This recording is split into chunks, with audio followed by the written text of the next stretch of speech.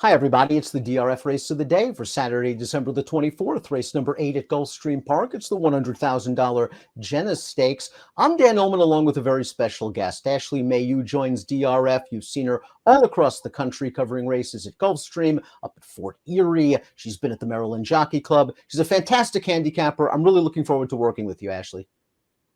I'm looking forward to working with you, Dan. I know you got that Mid-Atlantic circuit always down pat, and you mentioned from Fort Erie to Florida. I'm kind of on the opposites. You got the middle tracks covered. I'm on the outside of those. So hopefully we have everything covered for our DRF race of the day, and we're going to need to have it covered because it's a big field of quality turf sprinters. Let's take a peek right now. You can scan the QR code for race of the day access on your mobile devices. Karatari won this race, I believe, last year. This is a horse that has always done well at Gulfstream Park, has a lot of speed, and I wonder if that speed is going to help or hurt in a race where there are others to his inside with similar running styles. It's interesting you point that out. There's a fair bit of speed in here. He's got that strong record locally at Gulfstream Park. But the big thing Karatari's got going for him is when he gets pressured on the front end, he typically doesn't surrender, where I think a couple other horses in here, the story might not be the same. That's an excellent point. We'll talk about that more when discussing Karatari more in depth. But we'll take a look at the Timeform US Pace Projector because unlike the filly division of the stakes races at Gulfstream on Saturday, we're expecting a fast pace in here. Warrior's Pride, this horse is pretty quick. Of course, Karatari is fast. The Six Feast has shown some speed. Of those three horses expected to contest the pace, and I would expect Dubai Key to be up close as well, Karatari is the class of the speed. Certainly is the class of the speed. You see Warrior's Pride there kind of on the inside with the post position 2 in here. This is another one with speed, but a different sort of story. I think this horse, when pressured on the front end, typically doesn't have his best races.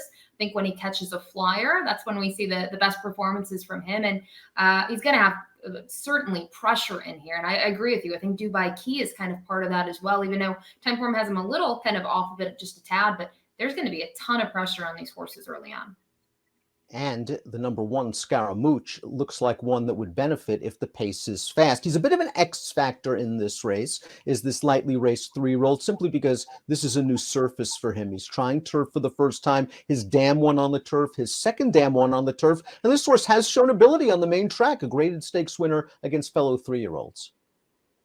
He's really impressive. This is a horse that, was a grade 2 winner, 2 starts back at Parks, then came back in that Steel Valley Sprint, was third behind Tijuana Twist and knock her down. I think he's interesting. Has that inside draw, trying the turf for the first time, but won't have these pace setters, I don't think, too far in front of him. But just the turf's a huge question. He seems to be working really well since that effort at Mahoning Valley. But you touched upon it, Dan. Pedigree suggests it's within his scope. It's just an interesting spot to try the grass for the first time. It's just such a tough spot, and a tough spot for handicappers. 12-1 on the morning line is fair, considering the horse's overall body of work, but he's going to be facing some legitimate turf sprinters, and you really don't know what you're going to get. So, as always, demand value. The 2 is Warrior's Pride, and this horse coming off a little bit of a break. We haven't seen him since Labor Day weekend. He does have good early speed. He is a stakes winner, going 5/8 on the turf, the Texas Glitter last year.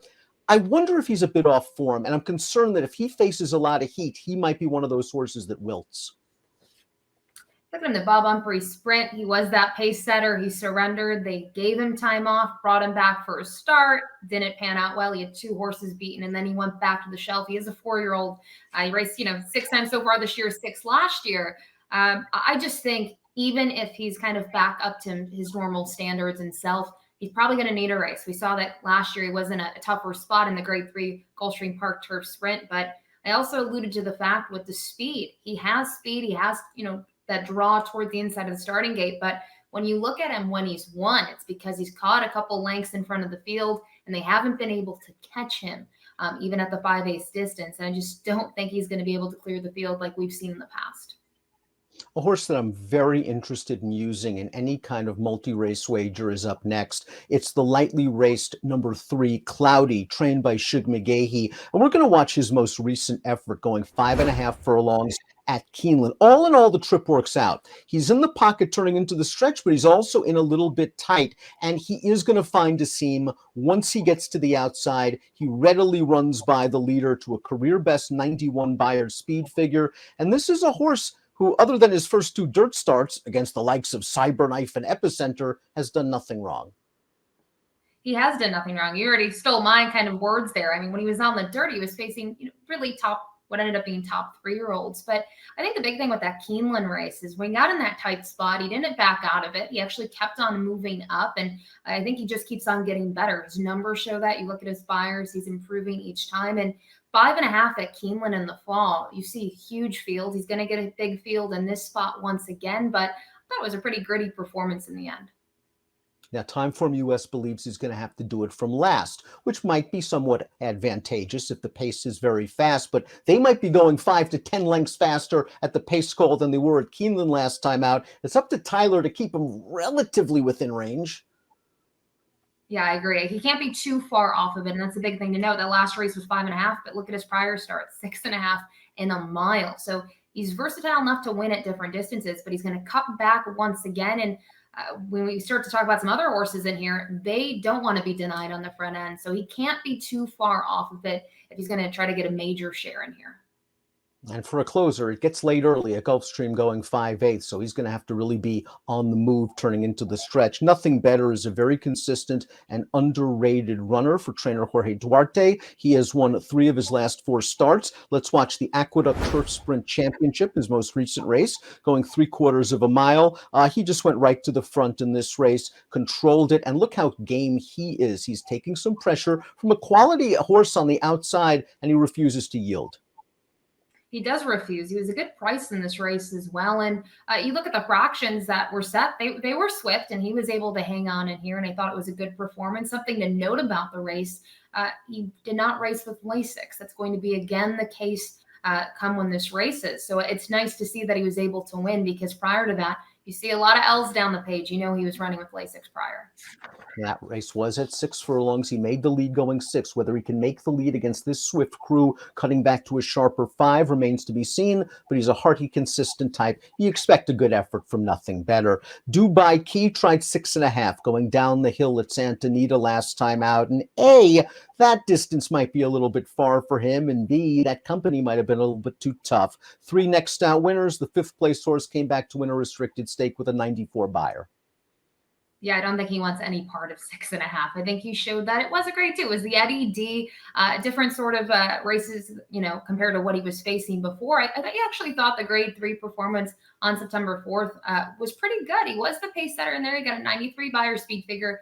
He missed by less than 2 lengths, but you kind of look at the winner, Lieutenant Dan, is a machine out in California. He's been really tough to kind of beat in some of those races and Del Mar. And prior to that, he had a win streak in his kind of first start since coming to the U.S. And I would say I think he maybe would prefer, at least at Gulfstream, you've seen those Tapeta races were pretty strong. He was able to make the lead in there. I don't know if he's going to be able to make the lead against this group. I really think that's the key to his level of success in this race, whether he can get to the front or be forward and in the mix turning for home. I'm not sure he's going to be as comfortable attempting to pass horses. Feast is up next. This horse is taking a big step up in class. He's only raced once on the turf. That was way back in June of 2021. Apparently, he's a different horse right now, as we see by this most recent win and a $20,000 starter allowance, switching from dirt to Tapeta. He made the lead in here. He's going to hold off No Angel at the shadow of the wire. An improved performance for a horse who's won 4 of his last 5. Worlds different from a class perspective, though. Certainly jumping up. I will say, though, kind of with only that 1 turf start under his belt, I at least like to see that he ran well on the Tapeta. Gives me at least some more confidence, where we talked about a runner with the strictly dirt races. I think that's a bit of a different beast to tackle come race day, but I do think these waters are deeper. I know he's a 5-time winner this year. He didn't win the Rumson on the main track up at Monmouth, but I think this is a salty spot to get on the turf for the 2nd time, and he's going to have pace pressure. I've been a big fan of the number 7 Mata throughout most of his career, but I have to be honest, I'm a bit concerned as to where he is from a form standpoint. He was beaten by Karatari in the Laurel Dash, and I thought he ran quite well in that race, considering that was a race where they ran 1-2 all the way around the track, and maybe the race flow just wasn't there for Mata. He jumped a shadow on the backstretch that day. That seemed a little bit weird. Trombetta put blinkers on. He didn't fire in his subsequent start. And then they tried him going a mile, which is something they were loath to do. throughout his career. He had a pretty easy trip on the lead turning into the stretch, and he just gets tired. The mile probably a bit too far for him, but it seems like they're trying to do different things to wake him up, and it hasn't worked just yet. You mentioned the mile probably is too far for him, but you see as kind of the class carries against that group. 47-3, I thought was probably within his scope and his reach, and he tired in there and was only third best. Now you go to that race two back. I don't know what to make out of it, and I think his record this year, they just haven't been able to get him back to what he did in 2021, where he was lightly raced, but he won two of those races and had another third place finish from 4 starts. He was beaten by a nice horse in the mile last time out. That horse did come back to run second to Nothing Better in the Aqueduct Turf Sprint with a 94 buyer. He gets back to an appropriate distance and should be a playable price, as should the number 8 Belgrano. Paco Lopez aboard at 15-1 on the morning line. Now this horse, I'm willing to draw a line through that red bank. They stretched him out to a mile. He's more of a one-run, late-running sprinter. He was feeling his oats stretching out, and he got cooked on a hot pace. Yeah, I agree. Just draw a line through it. I mean, I know he had a decent mile performance at Gulfstream Park just about almost a year ago now, but he's a sprinter true and true. I do think maybe 5 is a little short. You look at those races at 5.5 this year where he's claiming some second place finishes, actually had a win in the select at Monmouth. And I just think he wants to go a bit further. Now you have to think, though, with the pace scenario, I don't think he's going to be necessarily with this sort of size of field. I don't think he's going to be dead last early. He's going to have a couple beaten, so he's not going to have the cloudy sort of hurdle to tackle. And maybe if the pace is right, he'll come with a late charge. I think if you're looking at the exotics, he could round out a try or super, and have to love him. He's 8 years old, but he's still trying, and he puts him down some pretty good performances. Up next is a 3-year-old, the 9 Classic State of Mind, another horse that has a good amount of early speed, and it's nice to know that he's a stakes winner on the grass at Gulfstream. He won the Roar against fellow 3-year-olds 2 starts back. Now, his most recent startup at Monmouth wasn't very good. It was a field that produced a couple of next out winners, but then he was listed as a vet scratch on September the 29th, and now is coming off a 4-month layoff. I have no clue what to do with him. You look at his record at Gulfstream Park, he's had his most success there. All 3 wins have been over this turf course, but I didn't like what we saw from him at Monmouth Park. He didn't take a lot of respect. You just would have thought maybe he could beat a few horses in that field. He was good in the Roar, but you mentioned these are deeper waters today, what he's going to kind of face off that layoff again. I'm kind of going to take a wait and see approach. I mean, he does have some strong works over the main track at Palm Meadows, but for me, I don't know what to make out of him at all.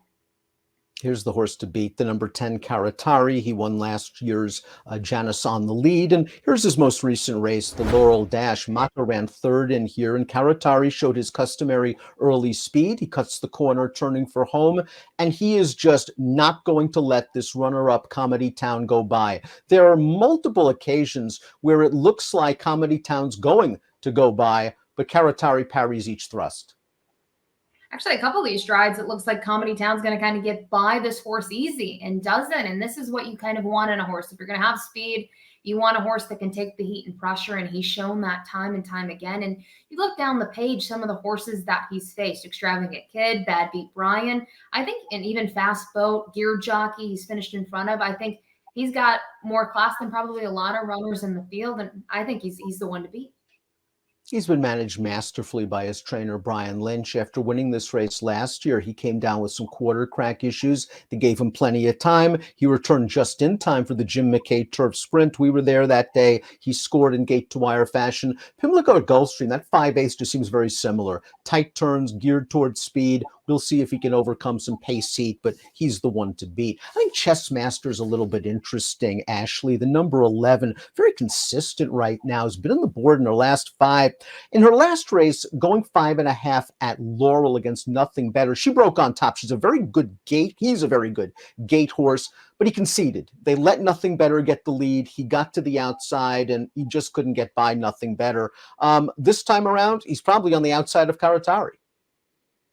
I think so too. And, this horse does have that gate speed, which benefits him. He did make the trip down to Gulfstream Park not too long ago, back in March. And I just didn't think it's what we normally see from him. He actually kind of had a slew of starts after that where I know he kind of jumped around. He went to Keeneland, but He wasn't as sharp out of the gate. At least he was going against horses that might have been just a tad quicker than him. But I have to say, his last 3 or 4 starts, he's been pretty good. They've been at 3 different racetracks when you look at them as well. And the race at Laurel, it was going 5.5 as well. Prior to that, you can see just missed at 5/8, but he's interesting. Edgar Zayas gets the call. We know how well he does at Gulfstream Park. And a big thing is, again, he's going to be a price on the board. So you wonder if this horse just sits right off of him or is, kind of pushing it throughout. He's interesting for sure.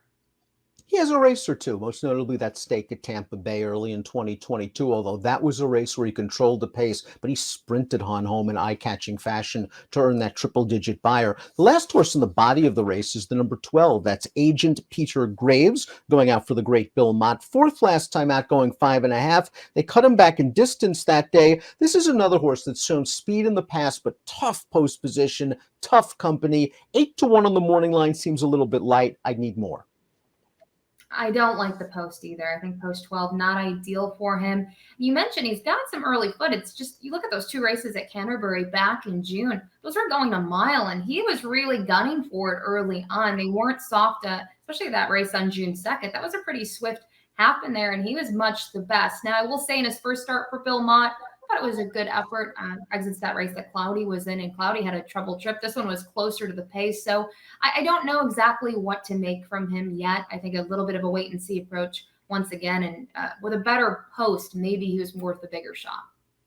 The 4 horses on the also eligible list, if any one of them gets in, they would be saddled with a difficult outside post position. I guess of the 4, Panther Island is the one I'm most interested in seeing, simply because 5 starts, he's shown some ability. He has shown some ability. He does have a win locally on the turf course, and you can see he was in that maiden optional for 40 and wasn't really respected on the tote board. He was 7-1, and that's sort of the Saffie Joseph Jr. first-time starter. He got claimed in his next start. He's done nothing wrong, but the last 4, they have been on the tapeta. But I'd agree with you. I think he's probably the most intriguing. I know the 15, Chuck Willis, is technically 4-1 on that morning line, but I just think looking at some of the races, he's caught some kind of softer halves on the front end, and this group's probably going to go. Before we get to our top selections, please click the subscribe button on the Daily Racing Form YouTube channel for all the latest DRF video franchises. Top pick time for our Saturday race of the day, one of 2 turf sprint stakes at Gulfstream. We agree, Karatari won it last year, been brilliantly handled, just a consistent horse and a horse you can root for. Certainly can root for him. He's 6 years old. He's still in top form. And I mean, I'd love to own a couple of him in my barn. He's a 10-time winner from 28 starts. And I think his speed, we've talked about it, and it's it kind of gets old when you repeat it, but he can take the pressure. And I think that's the big difference from other horses in the field. You got Dubai Key in at second, 10-5, 3, and 8. I'm going 10-3, 11, 7. Interesting to see what Cloudy can do from the back of the pack. It's the Saturday DRF race of the day, the Janus at Gulfstream. Good luck.